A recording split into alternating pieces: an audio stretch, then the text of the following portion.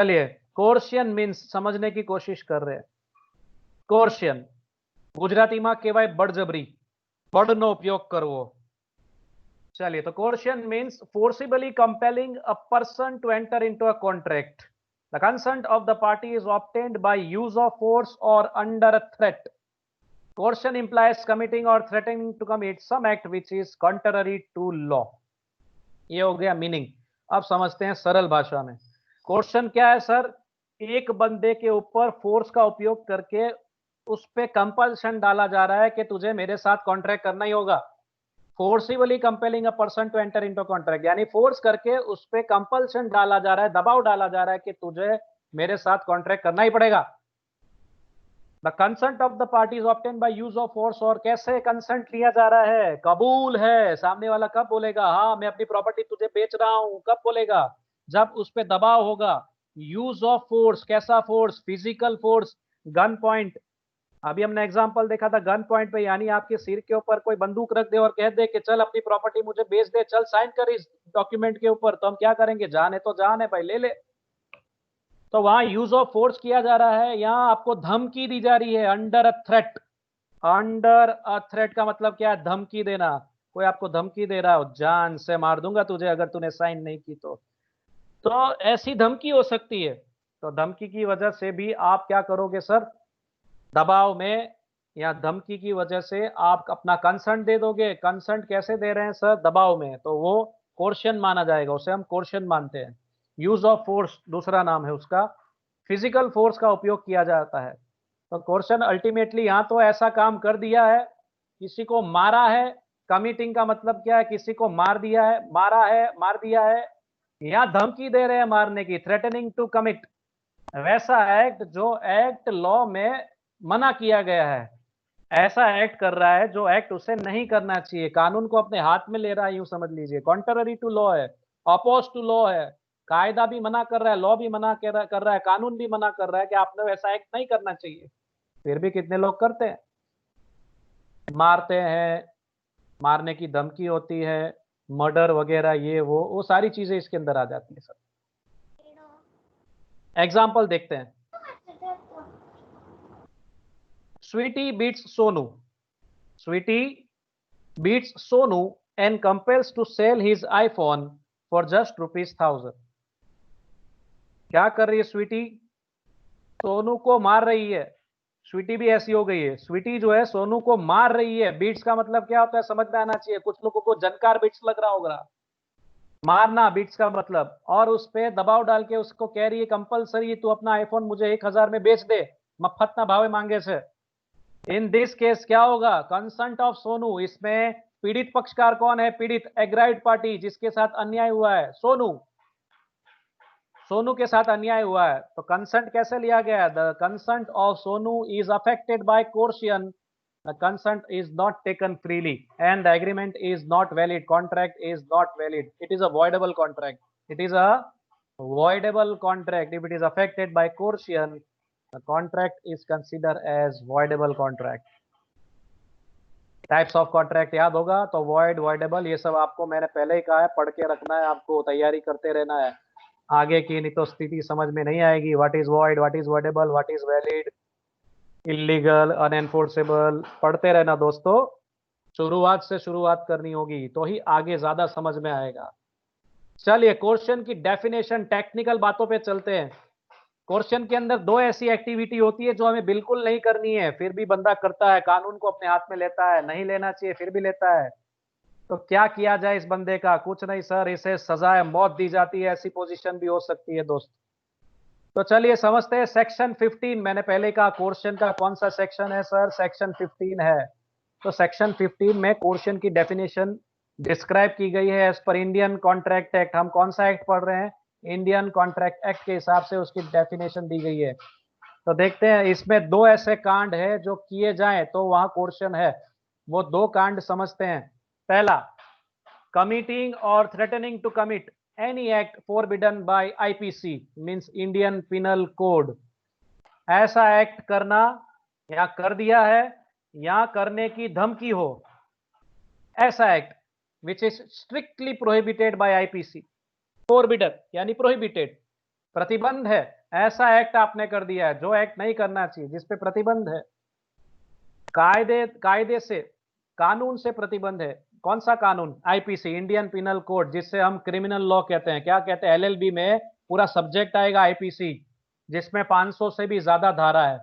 More than 500 sections are there in Indian penal code, जिसमें एक section आपने फिल्मों में सुना होगा, गुनहगार को फांसी की सजा सुनाई जाती है। आपने शायद सुना होगा, आईपीसी की दफा 302 के तहत इसे सजाए मौत दी जाती है।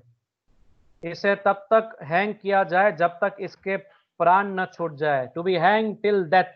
ऐसे स्टेटमेंट शायद आपने सुने हो फिल्मों में, सीरियल्स में, वगैरह वगैरह। तो वो आईपीसी पूरा एक्ट है, क्रिमिनल लॉ कहते हैं टेक्निकली। एलएलबी का एक सब्जेक्ट है आपका, अगर एलएलबी करने वाले हो तो इंडियन पिनल कोड के अंदर ऐसे बहुत सारे एक्ट डिस्क्राइब कर दिए गए हैं। वो एक्ट हमें नहीं करने चाहिए, जिस पे प्रतिबंध रख दिया गया है। They are forbidden, either the act has been done by the person और they are threatening to commit. यहाँ ऐसा एक्ट किया है जो नहीं करना चाहिए, जिस पे प्रतिबंध है, वो कर दिया है आपने।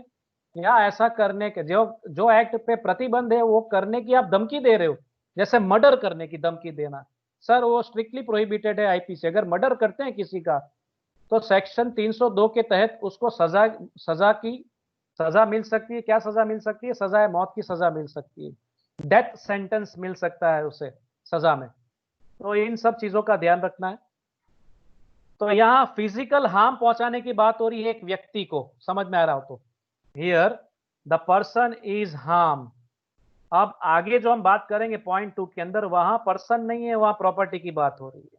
यहाँ पर्सन को हार्म करने की बात हो रही है पहले पॉइंट में, दूसरे पॉइंट में प्रॉपर्टी को हार्म करने की बात की जा रही है। द अनलॉफुल डिटेनिंग और threatening to detain any property. दूसरा पॉइंट क्या है सर? द अनलॉफुल डिटेनिंग और threatening to detain any property. किसी और की प्रॉपर्टी को हम इलीगली, अनलॉफुली अपने पास उसकी प्रॉपर्टी, दूसरे की प्रॉपर्टी को हम अनलॉफुली डिटेन करके रख रहे हैं। डिटेन करके रखना यानी किसी और की चीज अपने पास रखना, किसी और की प्रॉपर्टी पे कब्जा करना। प्रॉपर्टी पे कब्जा करना या उसके डॉक्यूमेंट्स पे कब्जा कर लेना, डॉक्यूमेंट्स अपने पास रख लेना, उसको देना नहीं, परेशान करना उसको। प्रॉपर्टी हमारी नहीं है, प्रॉपर्टी किसी और की है, उस पर हमारा कोई हक नहीं है, हमारी ओनरशिप नहीं है, और फिर भी हम उसके डॉक्यूमेंट्स अपने पास रख लेते हैं, डिटेन कर लेते हैं। तो अगर हम ऐसा एक्ट कर रहे हैं तो ये भी क्राइम है। आईपीसी मना कर रहा है, प्लस इंडियन कॉन्ट्रैक्ट एक्ट भी मना कर रहा है। किसी की भी प्रॉपर्टी को आप अपने पास नहीं रख सकते इलीगली, अनलॉफुली डिटेन नहीं कर सकते, ना ही कर सकते, ना ही धमकी दे सकते हैं ऐसा करने की। ऐसा देने की धमकी भी की हो तो क्राइम है, इतना याद रखना है आपको। अगर आपने धमकी भी दी कि तेरी प्रॉपर्टी पे कब्जा कर लूंगा या तेरे डॉक्यूमेंट्स नहीं दूंगा मैं तुझे, एक बार मैं ले लूंगा तो तुझे कभी नहीं दूंगा, ऐसी धमकी देना भी क्राइम है sir. So to the prejudice, ये दोनों जो एक्ट किए जा रहे हैं वो क्यों किए जा रहे हैं आगे समझाया जा रहा है। टू द प्रिजुडाइस, अब प्रिजुडाइस बंदे ने शायद पहली बार सुना हो तो मैंने यहाँ ब्रैकेट में लिखा है, आपने एग्जाम में ब्रैकेट में नहीं लिखना है, ऐसे आपकी अंडरस्टैंडिंग के लिए लिखा है। टू द प्रिजुडाइस यानी इनजस्टिस हुआ है जिस बंदे के साथ, जिसके साथ अन्याय हुआ है, अनफेयर हुआ है। To the prejudice of any person whatever with the intention of causing any person to enter into a agreement। अब ये दोनों कांड क्यों किए जा रहे हैं? किसी को धमकी क्यों दी जा रही है मारने की, या किसी की प्रॉपर्टी पे कब्जा क्यों किया जा रहा है? तो सर उसका एक ही इंटेंशन है। उसका इंटेंशन क्या है कि सामने वाला, उसका एक ही ऑब्जेक्ट है, एक ही इरादा है कि सामने वाला कंसर्न दे दे और उसके साथ एग्रीमेंट करे। क्या करे? सामने वाला कंसर्न दे दे और उसके साथ एग्रीमेंट करे, यही तो वो चाहता है। तो यही उसका इंटेंशन है, ऑब्जेक्ट है। अब हम आगे डिटेलिंग लेते हैं। एसेंशियल्स एलिमेंट्स ऑफ क्वेश्चन को आप समझने की कोशिश करते हैं, लेकिन एक शर्त है। एसेंशियल एलिमेंट्स ऑफ क्वेश्चन समझने के लिए या किसी के भी एलिमेंट्स, एसेंशियल एलिमेंट्स समझने के लिए, कॉन्ट्रैक्ट हो, ऑफर हो, एक्सेप्टेंस हो, कंसीडरेशन हो, कोई भी टॉपिक हो, उन सब की डेफिनेशंस पहले बाय हार्ट करनी होगी आपको। तो आपको उसके आधे पॉइंट्स तो ऐसे ही याद हो जाएंगे एसेंशियल्स के। इस पे तो सारे के सारे पॉइंट्स डेफिनेशन के हैं। डेफिनेशन याद होगी तो आप ये लिख पाओगे। डेफिनेशन का पहला पॉइंट क्या कहता है? Committing any act forbidden by IPC. ऐसा एक्ट करना जिस पे प्रोहिबिशन है, प्रोहिबिशन किस में है? इंडियन पिनल कोड जो एक अलग लॉ है हमारा, दूसरा लॉ, उसके अंदर इस एक्ट को प्रोहिबिट किया गया है, इस पे प्रतिबंध रखे गए हो। ऐसे एक्ट अगर आप करते हो तो वहां कोर्शन का उपयोग किया गया, ऐसा माना जाएगा। चलिए समझने की कोशिश करते हैं वो कौन से एक्ट है जो आईपीसी के अंदर प्रोहिबिटेड है। तो मैंने थोड़े एग्जांपल रखे हैं आपके लिए।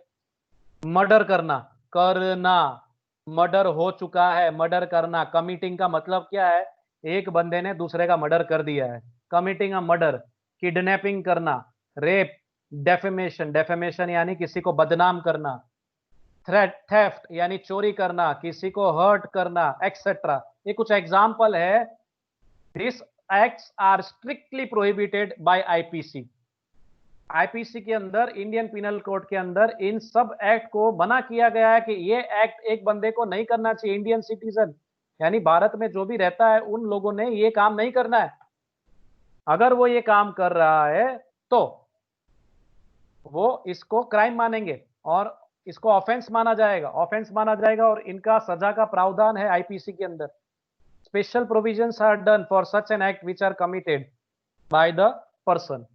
तो ये एक्ट नहीं करने हैं। अगर ये एक्ट किया गया है तो आपने कानून को अपने हाथ में ले लिया है, आपने फोर्स का उपयोग किया है, कोर्सन का उपयोग किया गया है, तो वो अगर आपने इस तरीके से किसी का कंसेंट लिया है तो कंसेंट वैलिड माना जाएगा नहीं।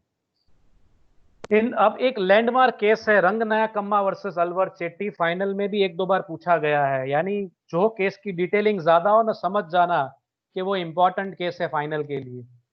तो इस चैप्टर का सबसे इंपॉर्टेंट केस ये एक ही है अकेला, रंगनायकम्मा वर्सेस अलवर चेट्टी 1889 का। समझते हैं केस की डिटेल क्या है। हिंदू विडो ऑफ 13, वो एग्जाम में विडो की जगह विंडो लिखता है, इंग्लिश का मर्डर करता है दोस्त। आप ध्यान रखना कहीं ये गलती आप ही ना करो। एसेंट, एसेंट की जगह एसेट, एसेट लिखता है ऑफर की डेफिनेशन में, तो ये सिल्ली सिल्ली मिस्टेक होती है। ब्रीच की जगह बीच लिखता है एग्जाम में। लॉ, LAW लॉ, तो वो लिखता है LOW लो। तो ये सिल्ली मिस्टेक्स है इंग्लिश की जो आप एग्जाम में करते हो, अनर्थ हो जाता है मीनिंग का, आप ध्यान रखना एग्जाम में। चलिए, a Hindu widow of 13 was forced to adopt a boy under a threat that her husband's dead body would not be allowed to be removed unless she adopts the boy. The widow adopted the boy and later on applied for cancellation of the adoption. अब English में बोलूंगा तो समझ में आएगा नहीं दोस्तों, इसलिए अब मैं इसको थोड़ा हिंदी सरल भाषा में आपको हिंदी में समझाने की कोशिश करता हूं। एक हिंदू विधवा है 13 साल की, हिंदू विधवा, विडो यानी विधवा, 13 साल की एक माइनर बच्ची है। बहुत पुराना केस है, minor child marriage. Child marriage पहले तो होते ही थे, आज के जमाने में भी हो रहे हैं, लेकिन वो इलीगल है, नहीं होने चाहिए। हिंदू विधवा है 13 साल की, उसको अडॉप्ट करने के लिए फोर्स किया जा रहा था। एक बच्चे को अडॉप्ट करने के लिए, एक बच्चे को दत्तक लेने के लिए, अडॉप्ट का मतलब दत्तक लेने के लिए फोर्स किया जा रहा है, ठीक है। उसको फोर्स किया जा रहा है कि बच्चे को तुझे अडॉप्ट करना पड़ेगा, अगर तू ये बच्चे को अडॉप्ट नहीं करेगी तो उसे धमकी दी जा रही है। क्या धमकी दी जा रही है? थ्रेट इज गिवन कि तेरे हस्बैंड की डेड बॉडी को हम यहां से लेके नहीं जाने देंगे। उसका हस्बैंड मर चुका है, कहानी की गंभीरता समझे, उसका हस्बैंड मर चुका है, डेड बॉडी सामने पड़ी हुई है, वो बच्ची रो रही है, 13 साल की विधवा, और उस बच्ची को, एक बच्चे को अडॉप्ट करने की धमकी दी जा रही है। धमकी क्या दी जा रही? जब तक तू इस बच्चे को अडॉप्ट नहीं करेगी तेरे हस्बैंड की डेड बॉडी यहां से आगे नहीं जाएगी, इसका अंतिम संस्कार हम नहीं करने देंगे जब तक तू इस बच्चे को अडॉप्ट नहीं करती। ये शर्त रख दी है, एक धमकी दी गई है। अलवर चेट्टी ने धमकी दी है रंगनायकम्मा को। The widow adopted the boy, window के पास कोई ऑप्शन नहीं है, वो 13 साल की छोटी बच्ची है, क्या करेगी? अलवर चेट्टी लुंगी ऐसे पहन के खड़ा होगा, आइयो तो ये बच्चे को अडॉप्ट नहीं करेंगे तो तेरे हस्बैंड के क्रेमेशन प्रोसेस नहीं करने देंगे। साउथ का केस है, तो ऐसी सिचुएशन क्रिएट होता है। The widow adopted the boy, उसके पास कोई ऑप्शन नहीं है, उसने अडॉप्ट किया बच्चे को और later on applied for cancellation. बच्ची होशियार थी, बच्ची ने क्या किया आगे, उसने इस कॉन्ट्रैक्ट को कैंसिल करवाने की कोशिश की। अडॉप्शन, जो दत्तक लिया बच्चे को, उस कॉन्ट्रैक्ट को उसने कैंसिलेशन की, अपील की कोर्ट में जाके। आगे जजमेंट क्या आया? क्या वो अपील कर सकती है? क्या वो अडॉप्शन को कैंसिल करवा सकती है? क्वेश्चन ये है। क्या यहाँ क्वेश्चन का उपयोग हुआ है? हाँ सर, क्वेश्चन ये है। तो ये समझते हैं, it was held that the adoption was voidable, the adoption was voidable, void नहीं है, वॉइडेबल है, यही समझना है, was voidable at her option, option as her consent was obtained by coercion. अब यहाँ पे जो विधवा है उसके पास ऑप्शन है कि वो कोर्ट में जाके इस कॉन्ट्रैक्ट को वॉइड करवा सकती है, उसके पास ये ऑप्शन है, अवेलेबल है। वो पीड़ित पक्षकार है, एग्राइव्ड पार्टी है, उसको धमकी दी गई है, इलीगल एक्ट किया गया है उसके साथ, आईपीसी तो मना कर ही रहा है, साथ साथ में Indian contract act section 15 coercion का उपयोग किया गया है, दो चार्ज लगेंगे।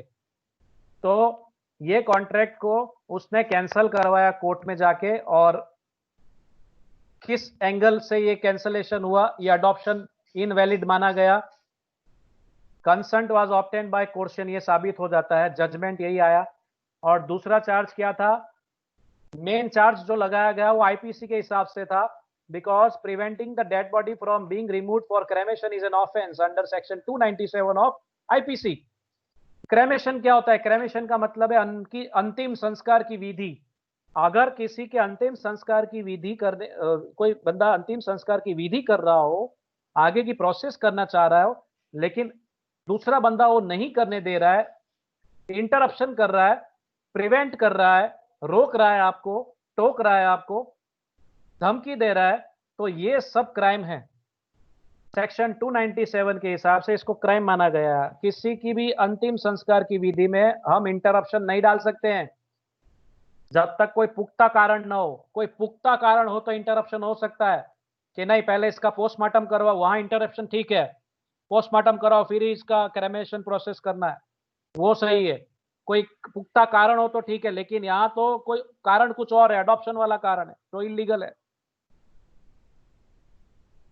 दूसरे पॉइंट पे चलते हैं। दूसरा पॉइंट क्या कहता है, threatening to commit any act forbidden by IPC, ऐसा एक्ट करना जो स्ट्रिक्टली प्रोहिबिटेड है बाय आईपीसी। वो हमने देखा अभी, वहां मर्डर हो चुका है, मर्डर कर दिया है, रेप हो चुका है, क्राइम हो चुका है, यहां धमकी देने की बात है। अब threatening to commit any act forbidden by the IPC, वहां क्राइम हो चुका है, पहले पॉइंट में मर्डर हो चुका है, किडनैपिंग हो चुकी है, रेप हो चुका है, डेफेमेशन हो चुका है, यहां धमकी दी जा रही, धमकी देना भी क्राइम है दोस्त।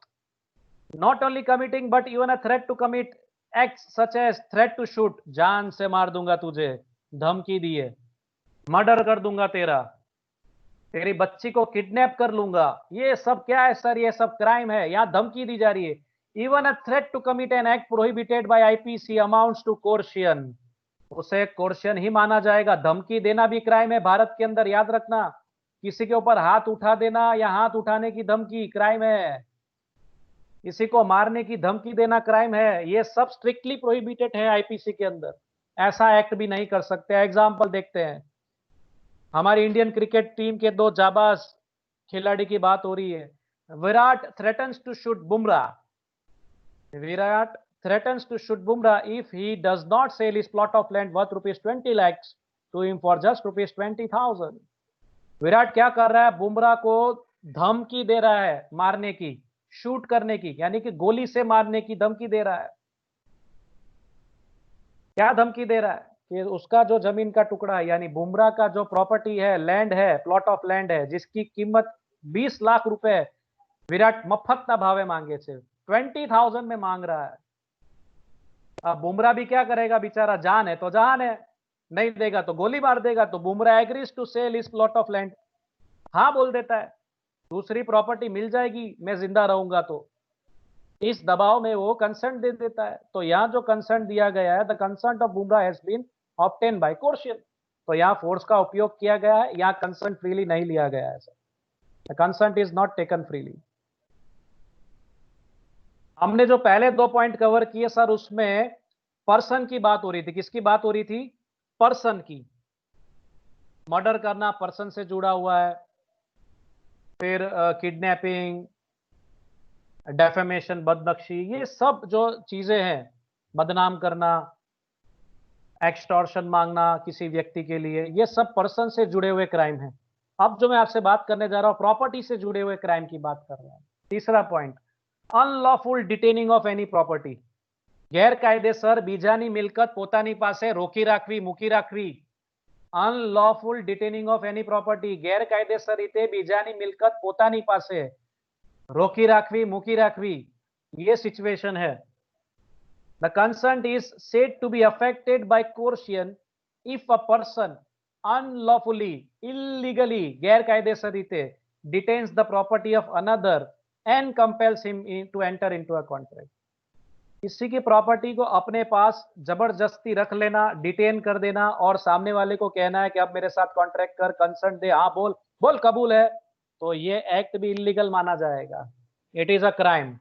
एग्जाम्पल देखते हैं. यहाँ पे भी एक केस है, मुथैया वर्सेस करुप्पन, 1927 का केस है, जिसमें टोटल 3 पक्षकार है, पुराना एजेंट, नया एजेंट और मालिक प्रिंसिपल. इन 3 से जुड़ा केस है.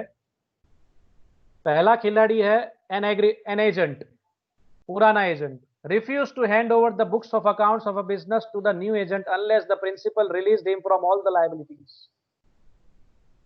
जो पुराना एजेंट है वो बुक्स ऑफ अकाउंट्स देने से मना कर रहा है. किसे देने से मना कर रहा है? नए एजेंट को देने से मना कर रहा है. और सामने एक शर्त रख रहा है मालिक के सामने, प्रिंसिपल के सामने, कि उसकी जितनी भी लायबिलिटी अब तक की, જેટલું પણ એને દેવું કર્યું છે, માન લીજે 50,000 का डेप्ट है एजेंट के ऊपर, દેવું છે, એ દેવામાંથી એને મુક્ત કરવા, એ દેવામાંથી એને મુક્ત કરવામાં આવે. वैसी वो एक अपील कर रहा है. अपील तो नहीं कर रहा है, जबरदस्ती कर रहा है. तो यहाँ एजेंट क्या कर रहा है? किसी और के बुक्स ऑफ अकाउंट्स को अपने पास अनलॉफुली डिटेन कर रहा है. यहाँ प्रॉपर्टी क्या है? प्रॉपर्टी क्या है? Books of accounts.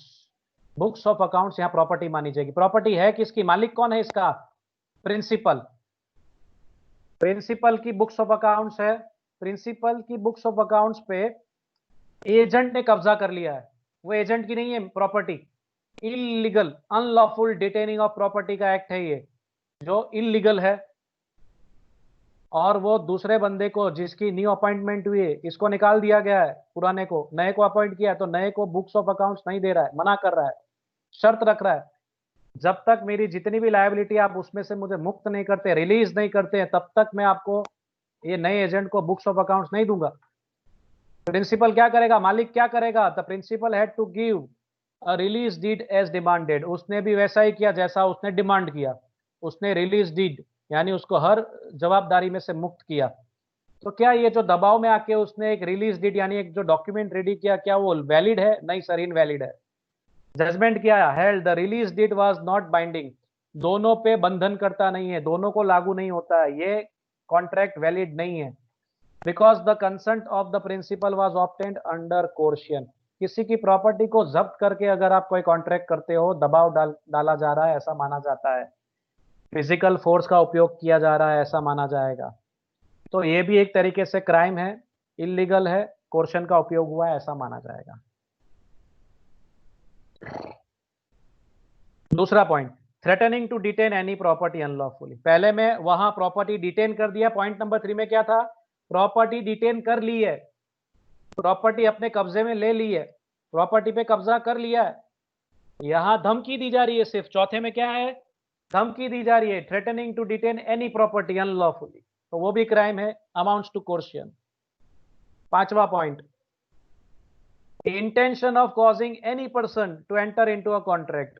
आपका इंटेंशन क्या है, ऑब्जेक्ट क्या है? आप ऐसे 4 एक्टिविटी, जो चारों 4 इलीगल एक्टिविटी थी, वो आपने की. किसी व्यक्ति को नुकसान पहुंचाना, मर्डर करना, किडनैपिंग करना, या ऐसा करने की धमकी देना क्राइम है, अनलॉफुल प्रॉपर्टी है. या तो आपने डिटेन कर लिए, या तो डिटेन करने की धमकी देना. ये 4 कांड में से कोई भी एक कांड किया हो, क्राइम किया हो, कोई भी ऐसा इलीगल एक्ट किया हो, तो वो आप ऐसा एक्ट क्यों कर रहे हो? आपका इरादा क्या है? इंटेंशन क्या है? ऑब्जेक्टिव क्या है? What is your objective? Motive क्या है आपका? सर, सामने वाला अपना कंसेंट दे दे and he should be induced to enter into a contract. सामने वाला दबाव में आके अपना कंसेंट दे दे, सम्मति दे दे, कबूल है बोल दे और कॉन्ट्रैक्ट करे. यही इंटेंशन होता है प्रथम पक्षकार का. और अगर ऐसा इंटेंशन है तो वहां कोर्शन का एक्ट हुआ है ऐसा माना जाएगा. अब आखिरी स्लाइड पे चलते हैं. आखिरी पॉइंट पे चलते हैं। हमने दो चीजें पढ़ ली, डेफिनेशन पढ़ ली कोर्शियन की, एसेंशियल फैक्टर्स पढ़ लिए। अब हम इफेक्ट्स पढ़ते हैं। ये लास्ट स्लाइड है हमारे आंसर की। इफेक्ट्स क्या होगी? अगर कोई बल का उपयोग करके आप पे दबाव डाल के आपसे कंसेंट ले रहा हो, तो उस सिचुएशन में आपके पास कौन से ऑप्शंस अवेलेबल हो गए? आप क्या कर सकते हो? कोई आपको धमकी देके आपसे कोई डॉक्यूमेंट पे साइन करवा ले, तो आप उस सिचुएशन में क्या करोगे? कोर्शन की वजह से अगर कोई कॉन्ट्रैक्ट किया गया हो, फोर्स की वजह से अगर कोई बंदा आपसे कॉन्ट्रैक्ट कर रहा हो, आप पे दबाव डाल के आपसे साइन करवा ले कोई दस्तावेज पे, कोई डॉक्यूमेंट पे, आपको आपसे कोई चीज खरीद ले इस तरीके से, तो उसकी कॉन्ट्रैक्ट पे इफेक्ट क्या होगी? करार पर बड़जबरीनी असर शू थाय? तो वो समझने की कोशिश करते हैं। सेक्शन 19 में इसका आंसर दिया गया। इफेक्ट्स क्या है इसकी? तो सेक्शन 19 में कुछ 4 ऑप्शंस अवेलेबल है हमारे पास। हम क्या कर सकते हैं, रेमेडी क्या है, उपाय क्या है, वो देख रहे हैं। જો બળનો ઉપયોગ કરીને કરાર કરવામાં આવે તો આપણે શું કરી શકીએ છીએ, આપણે આગળ કયા કાયદાકીય પગલા લઈ શકીએ છીએ તે સમજવાનો પ્રયત્ન કરીએ છીએ। Number 1, the contract is voidable. पहले तो ये समझना होगा किस प्रकार का कॉन्ट्रैक्ट माना जाएगा। अगर कोर्शियन का उपयोग किया जा रहा है तो क्या कॉन्ट्रैक्ट वैलिड है, वॉइड है, वॉइडेबल है, पहले तो ये समझना है। तो ऐसे कॉन्ट्रैक्ट जहां कोर्शियन का उपयोग किया गया हो, वो कॉन्ट्रैक्ट को हम वॉइडेबल कॉन्ट्रैक्ट मानते हैं। क्या मानते हैं? वॉइडेबल। वॉइडेबल कॉन्ट्रैक्ट का मतलब ये होता है कि दो में से एक पार्टी के पास ऑप्शन है कि वो अदालत जाए और कॉन्ट्रैक्ट को कैंसिल करवाए। That is voidable contract. और ये ऑप्शन किसके पास अवेलेबल होता है? पीड़ित पक्षकार के पास, जिसके साथ अन्याय हुआ है। एग्राइव्ड पार्टी कहते हैं टेक्निकली। क्या कहते हैं? एग्राइव्ड party. The contract is voidable at the option of the aggrieved party. That is, if the aggrieved party decides to avoid the contract, he cannot be compelled to perform his promise. Means वो performance के लिए avoid कर सकता है, उसके ऊपर कोई फिर बाद में फ्यूचर में आप दबाव नहीं डाल सकते अगर वो अपना ऑप्शन यूज करना चाहता है। तो जब आपके ऊपर फोर्स का उपयोग किया जाता है, आपके पास दो ऑप्शन है। पहला ऑप्शन, चुपचाप बैठे रहना, कोई लीगल एक्शन नहीं लेना। अगर आप कोई भी लीगल एक्शन नहीं लेते हो तो वो कॉन्ट्रैक्ट ऑटोमेटिकली वैलिड हो जाएगा। भले आपका 60 लाख का बंगला, 60 लाख का बंगला 5 लाख में वो ले गया हो, तो वो कॉन्ट्रैक्ट वहां पे ऑटोमेटिकली वैलिड हो जाएगा अगर आप कोई लीगल एक्शन नहीं लेते हो, केस नहीं करते हो। तो ये पहला ऑप्शन है, कोई एक्टिविटी नहीं करना, चुपचाप मुंह बंद करके बैठ जाना। No legal action is taken from the aggrieved party, तो वो अपना ऑप्शन यूज नहीं कर रहा है। दूसरा ऑप्शन यूज करना मीन्स कोर्ट में जाके केस करना और उस कॉन्ट्रैक्ट को कैंसिल करवाने की अपील करना, वही दूसरा पॉइंट है। अगर आप लीगल एक्शन लेते हो, वॉइडेबल का ऑप्शन का उपयोग करते हो, तो आप आगे क्या कर सकते हो? उस कॉन्ट्रैक्ट को हम कैंसिल करवा सकते हैं। ही कैन, ही मीन्स कौन? एग्राइव्ड पार्टी, पीड़ित पक्षकार। Aggrieved party can cancel the contract, वो कॉन्ट्रैक्ट को कैंसिल करवा सकता है, लेकिन ये काम भी it must be done within reasonable time. आज आपके साथ कोई कांड हुआ है, कोई ऐसा एक्ट हुआ है जो नहीं होना चाहिए, कुछ इलीगल एक्टिविटी हुई है, कोई कोर्शन का उपयोग करके आपसे कॉन्ट्रैक्ट किया गया हो, आज किया गया हो, और आप 2 साल बाद जाके केस करने का सोच रहे हो, तो सर वो रीजनेबल टाइम में आपने एक्शन नहीं लिया है। रीजनेबल टाइम यानी थोड़े दिनों के अंदर आपने एक्शन ले लेना चाहिए। He can insist on the performance of the contract, या तो वो कॉन्ट्रैक्ट कैंसिल करवा सकता है, ये ऑप्शन है उसके पास, या तो दूसरा ऑप्शन क्या है? He can insist on the performance. Performance की बात करें तो उसे बंगला नहीं बेचना था, फिर भी दबाव डाल के उसे बंगला ले लिया गया। 60 लाख का बंगला अगर 5 लाख में ले लिया, तो वो वापिस अपना बंगला मांग सकता है कि मुझे अपना ये बंगलो बेचना ही नहीं है, तो इसने जबरदस्ती की इसलिए मुझे देना पड़ा, मुझे परफॉर्मेंस चाहिए, I insist on performance, I want performance, मुझे अपना बंगला वापिस चाहिए। तो आप अपना बंगला वापिस मांग सकते हो, डिमांड कर सकते हो कोर्ट में जाके। अगर आपके पास वहां पे भी दो परफॉर्मेंस के दो ऑप्शन है। पहला, आप बंगला वापिस मांग सकते हो, या जो रिमेनिंग मार्केट वैल्यू है, 60 लाख का बंगला है, तो उसने जो 5 लाख दिए सर वो रीजनेबल अमाउंट नहीं है, it is totally unreasonable amount. तो उसकी जो रीजनेबल वैल्यू है अगर वो मिल जाती है, बंगला रखो मुझे कोई प्रॉब्लम नहीं, लेकिन अमाउंट तो दो, तो रिमेनिंग अमाउंट का भी आप क्लेम कर सकते हैं। तो he can even sue for damages, hence compensations can be claimed. अगर कोई और नुकसान हुआ हो कैंसलेशन के साथ साथ, अगर आप और कुछ ऐड करना चाहते हो, ही कैन शू, शू का मतलब केस करना। एक बंदा मुझे पूछ रहा था प्रीवियस लेक्चर में कि शू क्या होता है। शू यानी केस करना, to file a case against the another person. તો અહીંયા નુકસાન વળતર માટે પણ દાવો કરી શકાય છે। કરાર રદ કરવાનો તો દાવો કરી જ શકાય છે, પણ નુકસાન વળતર મેળવવા માટે પણ દાવો કરી શકાય છે, વળતર પણ માંગી શકીએ છે। જો નુકસાન સાબિત થાય તો, નુકસાન સાબિત કરી શકો તો તમે વળતરની માંગણી